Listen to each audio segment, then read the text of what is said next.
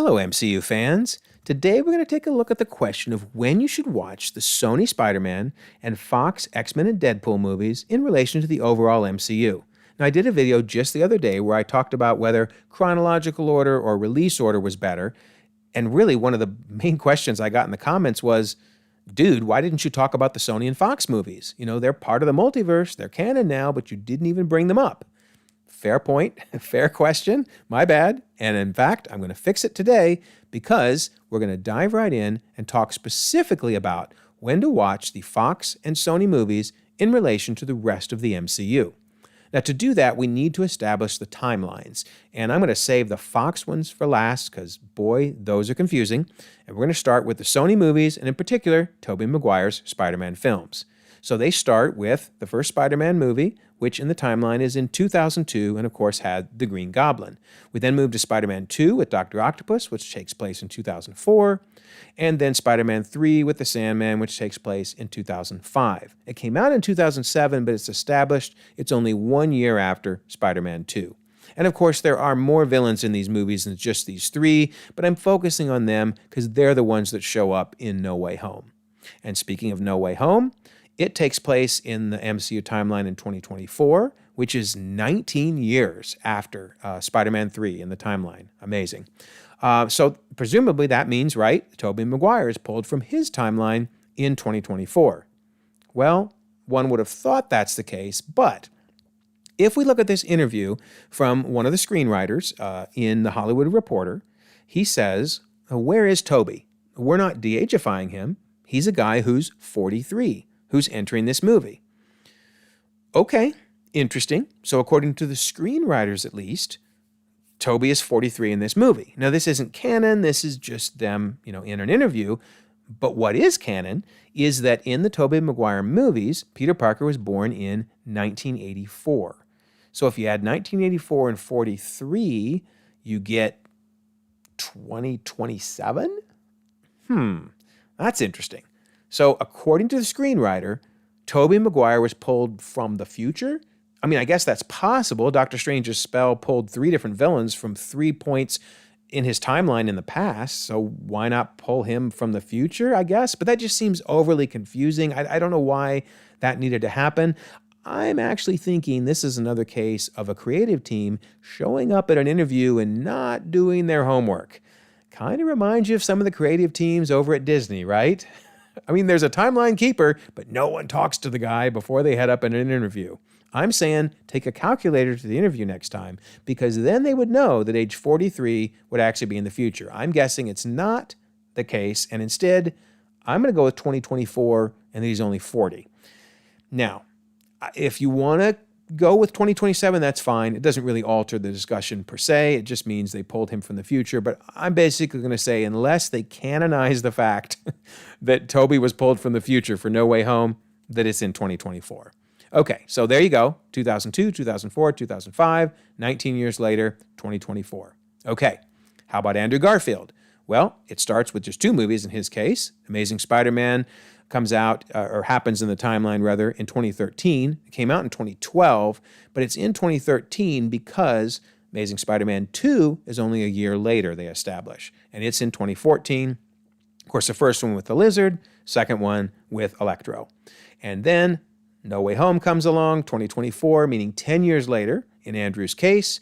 And with no interviews making it confusing, then we pretty much have the timeline here, 2013, 2014, and then 2024.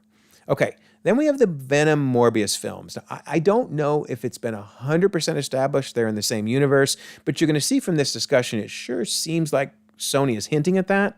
Okay, so the first Venom movie, I believe, takes place maybe a little bit in 2018 because they talk about a 2018 annual meeting, but I think the rest of it's in 2019 because Venom Let There Be Carnage is 1 year later and it's in 2020. So it seems like we're talking basically 2019 and 2020. Then Morbius appears to be in between them for a couple reasons. First of all, Morbius jokes about Venom. He says, I am Venom at one point. Okay, well then that means it must be after at least the first Venom movie. And then in Venom Let There Be Carnage, Carnage himself, Cletus, does a drawing And in it, there's a couple Easter eggs. On the far left is an Easter egg showing, kind of a Spider-Man. So I'm hoping that is establishing that, yes, there is a Spider-Man in this villain universe. We need one. We need one for the Sinister Six, for Spider-Man to fight him. And I'm hoping, by the way, that's Andrew. We'll see. But anyway, on the right, though, is what's more important here. The real tragedy of life is when men are afraid of the light, and you see a bat. It sure seems like an Easter egg for Morbius. So that would mean Morbius has to be after the first Venom, but before the second Venom, so we'll put him in 2019. And then finally you get to 2024 when Eddie Brock is pulled into the 616 universe, and along with Venom, obviously, and then pretty much sent back again. Does nothing but sit in a bar the whole time, which is classic Eddie Brock. You got to love it. And then, yes, I know, technically there's also that end credit scene in Morbius with the Vulture being sent there. Anybody that knows that I hate that. I don't want to talk about it. It didn't happen. It doesn't make any sense. In fact, anytime someone says that's canon, that's my face right there. That face. Tom Hardy's face is my face thinking about the end credit scene in Morbius. I'm not going to talk about it anymore. It didn't happen. All right. So the Venom Morbius films, 2019, 2020, and then, of course, 2024 for No Way Home. All right. So I'm going to take a brief digression, but I think this is really important to ultimately deciding when to watch these films. And then we'll get on to the Fox X-Men. Okay. Let's talk about Nexus events and, more importantly, the sacred timeline. So Michael Waldron, who wrote Loki, tells us this about the sacred timeline. He says, and that's just how time works. There's always like different permutations and instances happening. The TVA has their own barometer, their own gauge of what constitutes a deviation from the baseline, the way it's supposed to go, the way it went that produced He Who Remains. That is their baseline. He then says, if you zoomed in on the timeline, it wouldn't necessarily look like a straight line. It might look like almost the intertwined strands of a rope, fluctuating and spiking here and there. And when it becomes a problem for the TVA is when, according to their own rules, when something could branch off in a way that could actually produce a new timeline that could produce a new version of He Who Remains. That is the practical thing they're guarding against. Now there's a lot there, but it's really, really important. So let's unpack this a little bit. Basically, he's saying the sacred timeline is intertwined strands of rope, fluctuating and spiking here and there. So that tells me it could be multiple universes, that the sacred timeline doesn't have to be one timeline. It's multiple timelines, as long as none of them create a Nexus event or basically create another Kang. So as long as a timeline doesn't create a Kang, it's okay. It can stay around. There could be one or there could be millions. Who knows? In fact, we know from Doctor Strange, which came out well before Loki, that the Ancient One said there's a vast multiverse. Well, that means the multiverse existed while He Who Remains was still around. Okay, so why does this matter? Why is this relevant to this discussion? Well, because there's two possibilities for when the Sony and Fox universes were created. Number one, they could be universes or timelines that don't create a Kang. And if they don't create a Kang, they could be part of this sacred timeline. In fact, notice you can see multiple strands there, just as Michael Waldron was saying. So easily you could have the Sony and the Fox universe having always been around, meaning that when you do your watch order, you could watch it, as you're watching the rest of the MCU. Or it could be that only when He Who Remains died, and of course everything went crazy, that's what created the Sony and the Fox universes. Now, some people think it's got to be the bottom one because of an interesting quote that Kevin Feige recently made right around the time when Multiverse of Madness came out. He said, for the Marvel.com fans that know that Loki and Sylvie did something at the end of that series that sort of allowed all of this to be possible. He Who Remains is gone. And that allowed a spell to go wrong in Spider-Man No Way Home, which we brought up multiple times, that movie. And that leads to the entire multiverse going quite mad in this Doctor Strange in the Multiverse of Madness movie. Well, I mean, that kind of sounds like he's saying, hey, the whole reason the spell went wrong is because of He Who Remains' death, which I think that's true. But that doesn't necessarily mean that the Fox and Sony universes couldn't have been around before. It could be that they're part of that upper picture there, But when He Who Remains died, the barriers between the universes weakened. I mean, obviously it went nuts, right? And because the barriers are weakened, that's what allowed the spell to go wrong. So it wasn't that it was the creation of the new universes when He Who Remains died. It's that those universes were no longer separated. So again, I'm just bringing this up to say this is going to help us when we make our final decision of how to watch the Sony and Fox movies. Because if you believe they were only created when He Who Remains died, well, that may determine when you watch them. But if you believe they've always been around, they're part of their sacred timeline, that opens some other doors. My opinion, they're part of the top picture. I don't think that Kevin Feige was saying they were created when He Who Remains died. However, his death is what allowed the spell to go nuts because the separation between those universes was broken down. All right, so I hope that helps. Sorry for this digression, but I think it's really important to deciding ultimately our watch order. Okay, so now we're going to look at the X-Men timeline. So I did an earlier video about the X-Men timeline that went into great detail. If you want to watch that, you can. I go through each movie one at a time, talk about what happened in it, really get into a lot of detail. I'm not going to do that here because we don't need it for this particular video. So instead, I'm just going to dive right into, hey, we have from 1962 to 2023 is a pretty linear timeline. You have X-Men First Class, then you have X-Men Origins Wolverine. Notice it happens in 1979. That's important. Then we have the trilogy of X-Men movies, the Wolverine movie, and finally X-Men Days of Future Past. Pretty much a linear path. However, X-Men Days of Future Past, which is a great movie, and I love it, it does have time travel, and it's the type of time travel I just don't like. It's the butterfly effect. You go back in the past and rewrite it and change your own future. I much prefer the branching in Endgame, so I'm going to draw this as though it is a branch, but I do not believe that that's what they intended. It sure looks like it's a Back to Future-esque deal, because at the end, notice I've put another X-Men Days of Future Past way over on the right by itself. At the end, we do see that after he changes the past, we see the new future that he created, the rewritten future. So anyway, it's not a branch, but I'm going to draw it as one. So basically in the story, though, they send Wolverine's consciousness from 2023 back to 1973. And he fixes an issue in the past that, if not addressed, would have resulted in them all dying in 2023. But he effectively rewrites everything from 1979 to 2013.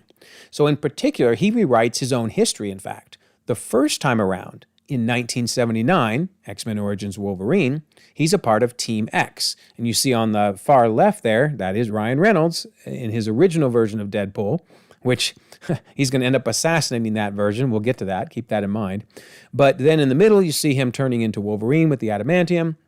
And on the far right, he's shot in the head with an adamantium bullet, gets amnesia, and then eventually shows up in the X-Men trilogy from the first timeline. However, that's all rewritten. And in fact, his ending is kind of tragic in the Days of Future Past. I mean, he's badly injured, nearly drowns. He's got those metal bars coming out of him everywhere. He goes through hell and back. He's rescued by Stryker, who leads the Weapon X program. But then it turns out it's not Stryker. It's actually Mystique pretending to be Stryker, which is a plot line they never pick up on, so it doesn't even matter. Just forget it, right? It doesn't even matter. The more important thing, though, is on the far right, on the bottom, he becomes Wolverine again with a different origin this time. So really wild. He basically rewrites his own past. So looking back again at this timeline, he goes back to 1973 and he rewrites everything. From 1979 all the way to 2013, well, and technically even most of 2023. So, okay, great. That's what they did. I don't like those type of time travel stories, but it is what it is.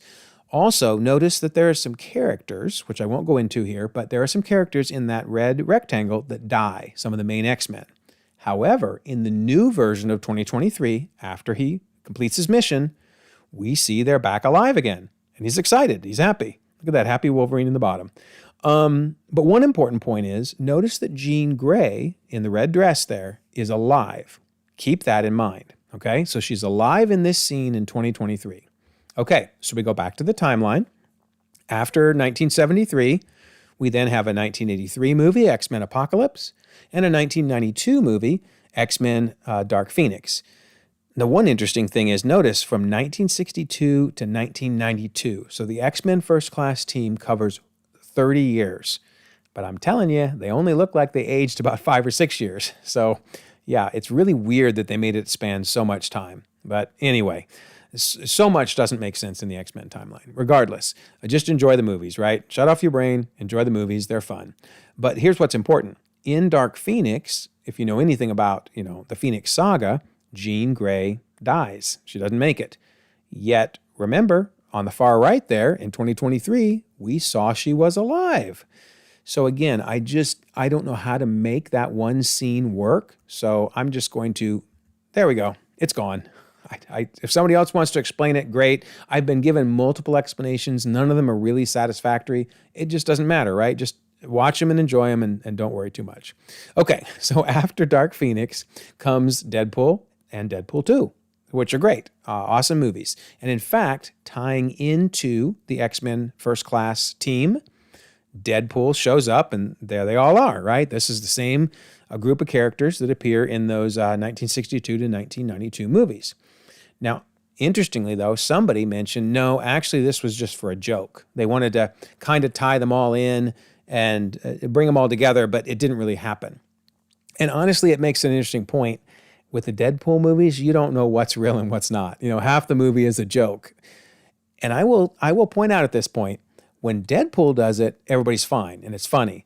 But boy, when She-Hulk does it, like episode 9, where you can't really figure out what is real and what's not, oh, everybody hates it then, right? It's such a double standard. Deadpool, funny. She-Hulk, not funny. Ugh. They're both funny. You may like one or the other one more or less, that's fine. But they're both total reality-bending silliness at times, and that's why they're awesome. Deadpool is awesome, and so is She-Hulk. Anyway, mini rant over. All right, so what's also confusing, though, is notice Cyclops there on the far left. I guess we're saying that Cyclops then becomes this Cyclops, again, with this scene in 2023, which I can't figure out. So, I don't know. Again, doesn't matter, right? Move on. So, we have the 2 Deadpool movies. Everything's going fine until Cable comes back from the future. So yes, another time travel story. Another time travel story that, by the way, is not a branch like in Endgame, but is another one of the Back to the Future rewrite things. And by the way, that's why I really just don't like the butterfly effect type timeline stories. I mean, essentially, somebody further down the line in the future can just keep going back and rewriting the past over and over and over. Whoever decides to go last wins, or farthest back in the past wins. It's just so confusing. Versus with the endgame logic, you can go in the past all you want, but you're creating a new future because of the branch. So anyway, whatever. But Deadpool 2 definitely is not branching because this teddy bear is, well, a troublesome teddy bear. So in the movie, Cable goes back in time to basically fix an issue in the past that results in his family in the future dying. And the teddy bear is a great example of that because of the blood on it and the charring on it, etc. So as a result of Cable finally fixing the issues in the past, the bear magically transforms into a nice, clean, pristine teddy bear. And that's what indicates to him that he's fixed the issues. Okay, so obviously that's a Back to the Future type change, and it's not branching. But I was challenged with the question of, okay, could you make this work with branching? All right, I'll throw out a crazy idea. I mean, Cable is smart enough to create time travel, right? So then that means he also created a very technologically advanced little bear, which is able to run computations and figure out, are the changes he makes in the past able to result in a new future, in the branch, granted, but a new future where his family lives? If so, the bear automatically changes itself to be a normal bear, getting rid of the blood and the charring. Don't ask me how it does that. It's a computerized bear, and the guy figured out time travel, okay? So he can figure out how to make a bear become uncharred and unbloody. I don't know. I'm trying. If somebody else has got an idea, great. Tell me how. But the bottom line is, it's not branching. It's butterfly effect time travel, and I don't like it. So I'm going to be very interested to see if Mobius can solve all this when he comes. Let's see if he can rise to the challenge, huh? Regardless, there's all kinds of time travel shenanigans in Deadpool 2. I mean, he goes back and saves his girlfriend. He saves his other friends. He kills the crappy Deadpool. Remember I mentioned he was going to go back and assassinate the Deadpool from the earlier timeline. He even assassinates himself from reading the Green Lantern script, which was admittedly not a great movie. So I can't wait until Mobius shows up in Deadpool 3 and tries to explain all this. Oh, man. I don't know. Good luck, Mobius. If anyone can do it, Mobius can. All right, so I'm assuming all of these movies then happened even in the new future, the branched future, I'm going to call it. So who knows? Then after that, I guess New Mutants, I've been told that's also in a separate timeline by some people. Who knows? It's not even that great of a movie, so just skip it if you don't want to or don't want to watch it. Then Logan is a great movie. But again, is that in a separate timeline? I don't know. Here's the bottom line. For the purposes of this video, this is how you would watch the movies. At the top, you start in 1962. You go to 2023. Then you're going to go back to 1973. Then you're going to watch from 83 up to 2018. And then you jump down and you watch 2020 and 2029. So that's the timeline. It's crazy. It's the X-Men. We love them. All right. So now we've covered the timelines for the Sony, and we've covered the timelines for Fox. Now let's talk about the best way to watch these timelines within the overall MCU. So I'm going to come up with 3 options and talk about which ones I think have the advantages, what are the disadvantages, and then finally I'll make my final selection for what I think is the best way to watch them. Okay, so option 1 is timeline order. Or I would even argue release order too. We'll talk about that. So in case you're somebody who likes to watch in release order versus timeline order, it'll be the same difference. You'll see for the most part. All right, so let's start with Tobey Maguire's movies. So if we put these in the timeline order, how would we watch them? Well, we would now have Captain Marvel and Iron Man. There you go. Bridging the two, because Captain Marvel's in 1995 and Iron Man is either 2008, 2009, or 2010. It's been retconned a couple times. It doesn't matter. The point is, the 3 Spider-Man movies all fit neatly in between them. And then if you're somebody who does not want to watch Captain Marvel early, you don't have to watch it. Then that means the very first movies you'll watch will be the 3 Spider-Man and then Iron Man. But anyway, you get an idea of this is where they would fall in the overall timeline for the Tobey Maguire movies. All right. So let's look at the advantages and the disadvantages. The advantages of doing this. The movies are viewed in the relative position to when they occurred in regards to the rest of the MCU, right? Basically in the timeline. And it helps understand why Tobey is so much older in No Way Home, right? Because it's 19 years later. But you really get that feeling because so much then you'll watch in the MCU before you get to No Way Home. So the disadvantage, well, you could argue it could break up the flow of the overall MCU story because this is all in a separate universe. And you could argue a new fan might not even understand what's going on because the multiverse concept hasn't been introduced at this point. So they might be left scratching their head going, why is no one referring to Spider-Man? We've seen him, but they're acting like he doesn't exist. That's because he's in a different universe. So I think that disadvantage is pretty minor because you could easily explain it to someone who was looking at the MCU for the first time that this is in a separate universe and you'll understand it as you go further down. But it's worth pointing out that that's a disadvantage. Okay, so let's look at some of the other movie timelines if we go with this option 1. So with Andrew Garfield's movies, those are pretty easy. They're wedged around the left and the right of Winter Soldier because that's in 2014. And then you've got, the 2013 and the 2014 stories from Andrew Garfield. Okay? And then now, Morbius is kind of interesting. They're wedged inside of Thanos' snap and Tony Stark's snap.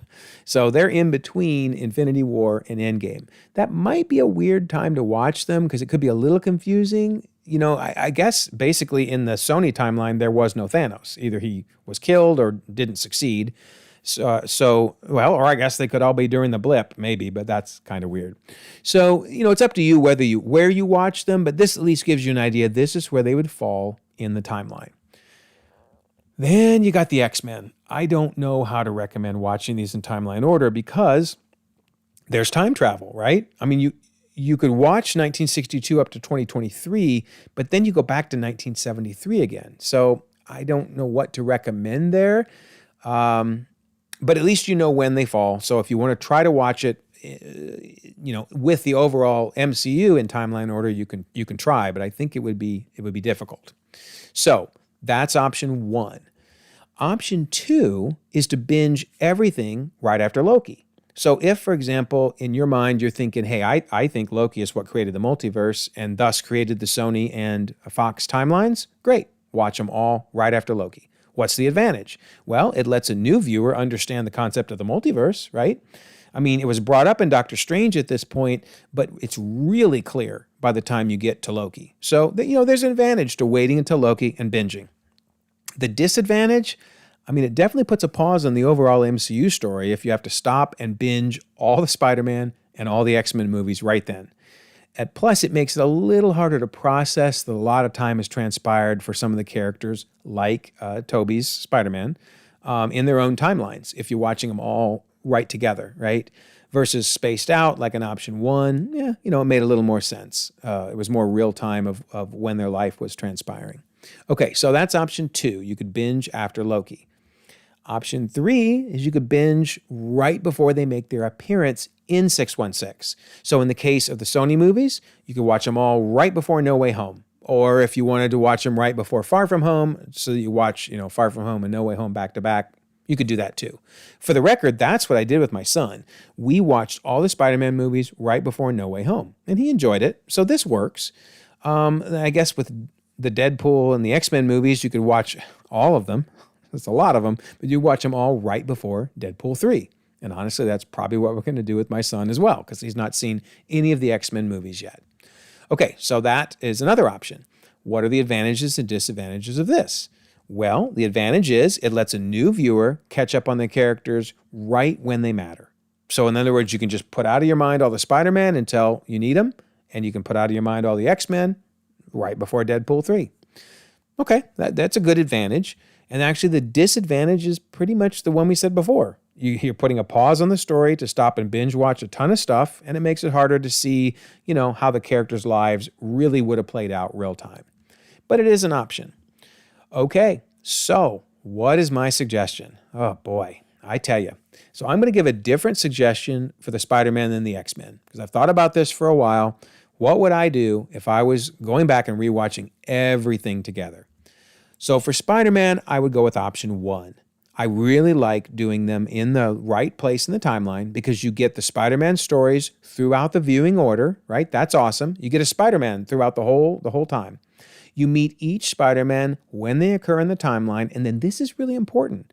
You get an origin story, which is basically assumed in the MCU, but if you haven't watched them and you wait and binge them at the very end, then when Tom Holland's Spider-Man is introduced in Civil War and in Homecoming, you never get his origin. Now, there's a reason you don't get the origin in the MCU. That's because Feige said, hey, it's already been done twice. Why would I do it again? But it's kind of like Feige assumed you watched, Andrew and Tobey's Spider-Man already. So I would argue option 1 is probably the best viewing order. Granted, you have to explain the multiverse to a new viewer, but that's easy. Okay. For X-Men, I don't know. There just isn't a great option, but I am going to go with option 3. I think the best bet is just to wait and watch all the X-Verse movies right before Deadpool 3, or you can even pick and choose your favorites and jettison the rest. Because there's about 6 or 7 that are great, and the rest are mid. I think this option contains the confusion of the timeline to a focused binge. It is a confusing timeline. I mean, it was confusing to explain it like I did right now. Imagine spreading that out over the entire MCU. Oh my, no, it's just too complicated. So I'm going to go with option 3 for the X-Men movies. I don't know what to do with the Fantastic Four yet because I don't really know how they're going to tie in for certain. And of course, I will do a video like this for Agents of S.H.I.E.L.D., and Agent Carter, the Netflix shows, etc., as we get a better idea of what Marvel is planning with them. I think when Daredevil Born Again comes out, we're really going to understand exactly how they want to tie into those. It'll help me get a better idea of where to suggest watching those. My guess is going to be timeline order, but I need a little more information. But at least for Spider-Man and for the X-Men movies, these are my recommendations. So tell me what you think. How would you watch these movies? I'm fine if your viewing order is totally different, because again, it's what works best for you. So let me know what you think. And let me know maybe how you would even watch Agents of S.H.I.E.L.D. and some of the other ones. Tell me in advance if you have thoughts. And also, don't forget, we have a Discord server out there. If you want to come and join the party, it's a lot of fun. There's always people on, so many different time zones on. So there's conversations 24/7, 7 days a week. And also, if you don't mind, if you could like this video, subscribe if you haven't already. You can check out lots more content, and we can all continue to enjoy the ever-growing, ever-expanding Marvel Cinematic Universe.